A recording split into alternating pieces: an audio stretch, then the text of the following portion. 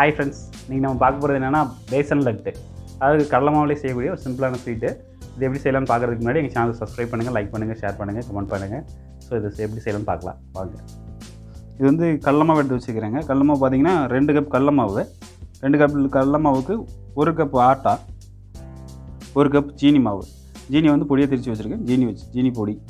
அப்புறம் வந்து கொஞ்சம் நட்ஸ் வச்சுருக்கிறேன், அப்புறம் ஏலக்காய் வந்து பொடி வச்சுருக்கிறேன், ஒரு 200 ml நெய் வச்சுருப்பேங்க. இப்போ எப்படி செய்யலாம்னு பார்க்கலாம். ஃபஸ்ட்டு அடுப்பு பற்ற வச்சு நம்ம நெய் ஊற்றிக்கலாங்க.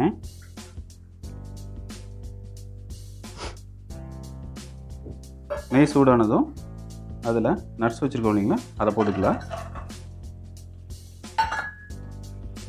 சிம்மில் வச்சு பொன்னிறமாக வறுத்துக்கலாம். கடலை மாவு சேர்த்துக்கலாங்க. அதோடைய லைட்டாக வறுத்துட்டு ரொம்ப கலந்து விட்ருங்க. கலந்து விட்டு இதுலேயே ஆட்டா மாவு சேர்த்துக்கலாம்.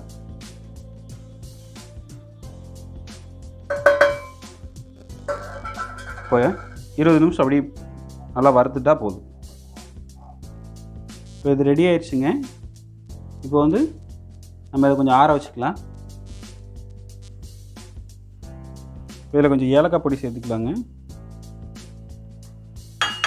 இது நல்லா ஹீட்டில் ஆறுனதுக்கப்புறம் நம்ம அதில் சுகர் சேர்த்து உருண்டை பிடிக்க ஆரம்பிச்சிடலாம். நல்லா ஆறிடுச்சுங்க. இதோட சீனி பவுடர் சேர்த்து கிளறி விட்டுக்கலாம்.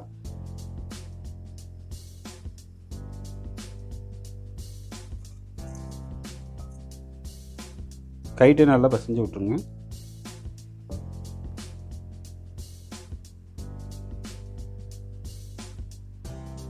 இதை அப்படியே உருண்டையாக பிடிச்சி வச்சுக்கலாங்க.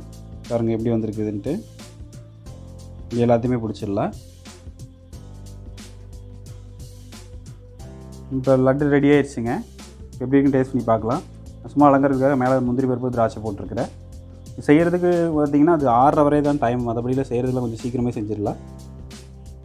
எப்படி வந்திருக்குன்னு பாருங்கள். இப்போ டேஸ்ட் பண்ணி பார்க்கலாம்.